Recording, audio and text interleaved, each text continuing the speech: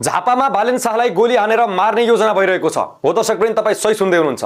एकपटक यो भिडियो सुन्नुहोस्। झापामा यो लुसिफर जान्छ भने त्यसलाई जहाँबाट चाहिँ गोली ठोक्ने वातावरण बनाउनु पर्छ क्या।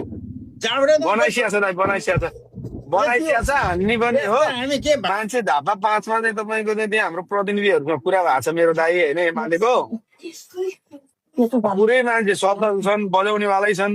बजाउने चाहिँ कहिले भने त्यो सर्वदलीय बजाउने पनि कहिले भने तपाईँको त्यो बुथमा तपाईँको सर्वदलीय बैठक राख्छ नि, त्यो चाहिँ तपाईँको चाहिँ त्यो निर्वाचन समितिले हो त्यतिखेर चाहिँ ठोक्छौँ हामी भनेका छन् केटाहरूले होइन। हेरौँ अब के हुन्छ। अब यो लुसिफरलाई चाहिँ लहटिन्छ दाइ।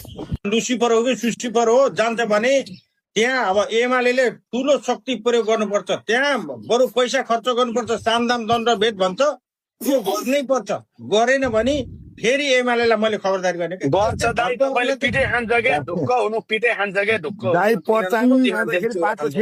बाटो छेक्ने हो त्यही भनेको।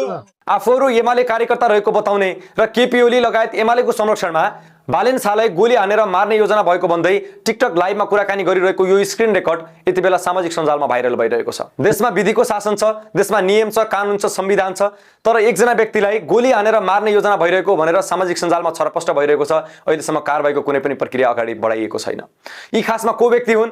यिनले कसको योजनामा बालेन शाहलाई मार्ने योजना बनाउँदैछन्? के बालेन शाहलाई पनि मदन भण्डारी जसै गरी मार्न खोजेका हुन्? यी प्रश्नहरू सामाजिक सञ्जालमा उठिरहेका छन्, तर यसको जवाफ दिने निकाय कोही पनि छैन। देशमा सरकार त छ, देशमा कानुन त छ, न्याय त छ, संविधान त छ, तर यस्ता प्रश्नहरूको जवाफ दिने न्याय, कानुन, संविधान, सरकार छैन। यसरी दिनदहाडै चुनौती दिने, दिनदहाडै थ्रेट दिनेहरूलाई समात्ने कानुन यो देशमा छैन। हिजो मात्र एमाले अध्यक्ष केपी शर्मा ओलीले झापामा हामी डर, त्रास र धम्कीले होइन शान्तिपूर्ण तरिकाले चुनाव चाहन्छौँ भनेका थिए। तर आज उनकै नाम लिएर उनकै कार्यकर्ता हुँ भन्ने व्यक्तिहरूले उनकै प्रतिस्पर्धीलाई गोली हानेर मार्ने योजना भइरहेको कुरा सामाजिक सञ्जालमा सुनाइरहेका छन्। त्यसको विरुद्धमा न एमाले कुनै एक्सन लिएको छ, न यो सरकारले कुनै एक्सन लिएको छ।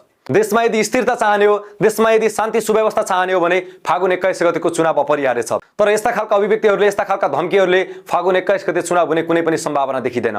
यसरी खुल्लेआम प्रतिस्पर्धी उम्मेदवारलाई मार्ने योजना बनिरहँदा पनि सरकार मौन बस्छ, यी पार्टीहरू मौन बस्छन् भने कसरी चुनाव होला, कसरी शान्ति सुव्यवस्था कायम होला, कसरी स्थिरता होला, यो प्रश्न गर्न चाहन्छु। यति बेला पुराना राजनीतिक दलहरूले रासोपा, रवि लामिछाने, बालेन शाहहरूलाई विदेशीका एजेन्ट हुन्, विदेशीका दलाल हुन्, यिनीहरू विदेशीबाट परिचालित भइरहेका छन् भनेर आरोप लगाइरहेका छन्। तर उनीहरूकै कार्यकर्ता सामाजिक सञ्जालमा खुल्लेआम खुल्ला उनीहरूलाई मार्ने योजना बनिरहेका छन्। अब यस विषयमा मैले धेरै बोल्न जरुरी ठान्दिनँ, किनभने यतिका जनता जनार्दन हुनुहुन्छ। कसलाई जिताउने, कसलाई हराउने, कसको योजना के हो, चुनाव नजित्ने भएपछि कसले कस्तो खालको तरिका अपनाइरहेको छ भन्ने कुराहरू चाहिँ यी यावत हरकतहरूले देखिरहेको छ। अब यसपालि पनि तपाईँहरू सचेत हुनु भएन भने यहाँ हामीले भनेर, हामीले चिच्याएर, हामीले स्वर सुकाएर केही पनि फरक पर्नेवाला छैन।